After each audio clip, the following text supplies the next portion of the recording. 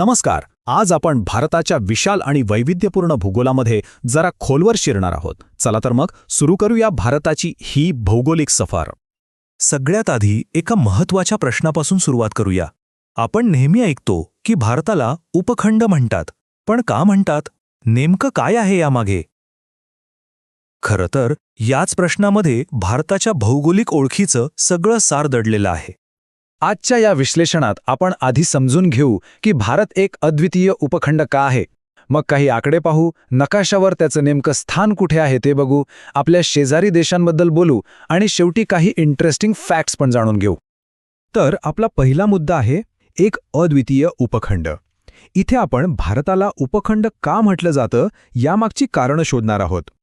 तर मग उपखंड म्हणजे काय? सोप्या भाषेत सांगायचं तर खंडाचाच एक मोठा आणि स्पष्टपणे वेगळा दिसणारा भाग, जिथे नैसर्गिक रचना, हवामान, वनस्पती आणि माणसे या सगळ्यांमध्ये प्रचंड विविधता असते. पण तरीही त्या विविधतेत एक एकसंधपणा जाणवतो आणि आपला भारत देश या व्याख्येत अगदी परफेक्ट बसतो. आणि हो, आपल्या देशाच्या नावांची गोष्टही तितकीच रंजक आहे. इंडिया हे नाव सिंधू नदीवरून आलंय. भारत हे नाव पराक्रमी राजा भरत यांच्या नावावरून ठेवलं गेलंय. आणि हिंदुस्तान हे तर एक ऐतिहासिक नाव आहेच, जे आपण अनेकदा ऐकतो. आता वळूया आपल्या दुसऱ्या भागाकडे, आकड्यांमधील भारत. इथे काही आकडेवारी पाहूया जी आपल्याला भारताची विशालता समजून घ्यायला मदत करेल. भारताचं एकूण क्षेत्रफळ ऐकूनच थक्क व्हायला होईल. तब्बल 32,87,263 चौरस किलोमीटर. म्हणजे विचार करा केवढा प्रचंड आहे आपला देश. आणि याच विशाल क्षेत्रफळामुळे भारत जगातला 7व्या क्रमांकाचा सर्वात मोठा देश बनतो. आता क्षेत्रफळानंतर लोकसंख्येबद्दल बोलूया. 2011च्या जनगणनेनुसार भारताची लोकसंख्या होती तब्बल 1.21 अब्ज म्हणजे 121 कोटी, आणि यामुळे भारत जगातला दुसरा सगळ्यात जास्त लोकसंख्येचा देश होता. आणि ही स्लाइड तर खरंच खूप काही सांगून जाते. बघा, जगातली एकूण जमीन पाहिली तर त्यातला फक्त 2.4% हिस्सा भारताकडे आहे. फक्त 2.4%. पण लोकसंख्येचा विचार केला तर जगातली तब्बल 17.5% लोकसंख्या इथे राहते. म्हणजे विचार करा, किती कमी जागेत किती जास्त लोक. यावरून आपल्या देशात लोकसंख्येची घनता किती आहे याचा सहज अंदाज येतो. चला आता जरा जगाच्या नकाशावर भारताचं नेमकं स्थान आणि त्याचा विस्तार कसा आहे हे समजून घेऊया. नकाशावर पाहिलं तर भारत पूर्णपणे उत्तर आणि पूर्व गोलार्धात आहे. त्याचा अक्षांश आणि रेखांश विस्तार इथे दिलेला आहेच. यात लक्षात ठेवण्यासारख्या गोष्टी म्हणजे भारताचं सर्वात दक्षिणेकडचं टोक आहे इंदिरा पॉइंट आणि सर्वात उत्तरेकडचं टोक आहे इंदिरा कूल. आता देशाच्या आतल्या विस्ताराबद्दल बोलूया. उत्तर दक्षिण म्हणजे अगदी लडाखपासून कन्याकुमारीपर्यंत भारताची लांबी आहे 3,214 किलोमीटर आणि पूर्व पश्चिम विस्तार आहे 2,933 किलोमीटर, म्हणजे जवळपास सारखाच आहे.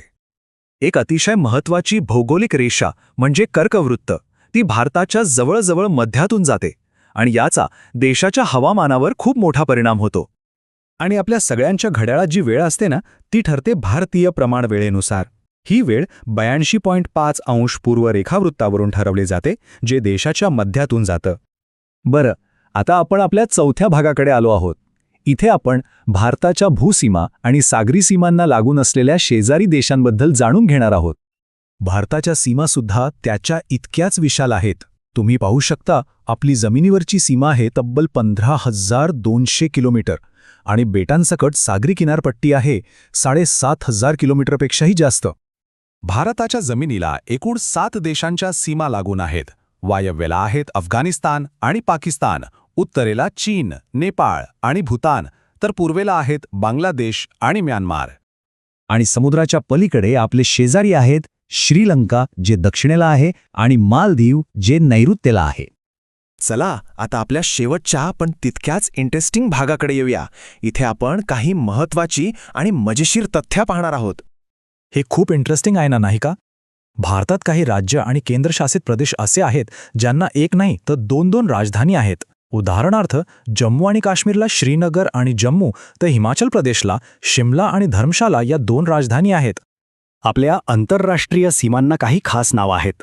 भारत-पाकिस्तान सीमेला रॅडक्लिफ लाईन म्हणतात, भारत-चीन सीमेला मॅकमोहन लाईन आणि भारत-अफगाणिस्तान सीमेला ड्युराईन लाईन म्हणून ओळखलं जातं. शेवटी आपण हेच म्हणू शकतो की भारताचा भूगोल म्हणजे फक्त नकाशावरच्या काही रेषा नाहीत, तर तो या देशाचा स्वभाव आहे. एक असं वैशिष्ट्य जे त्याचा भूतकाळ, वर्तमान आणि भविष्य घडवत आलं आहे आणि पुढेही घडवत राहील. आणि जाता जाता एक विचार सोडून जातोय. भारताचा हा अफाट भूगोल आणि इतके सारे शेजारी देश, या सगळ्याचा विचार करता या 21व्या शतकात भारतासमोरची सगळ्यात मोठी संधी कोणती असेल आणि सगळ्यात मोठं आव्हान कोणतं असेल, यावर नक्की विचार करा.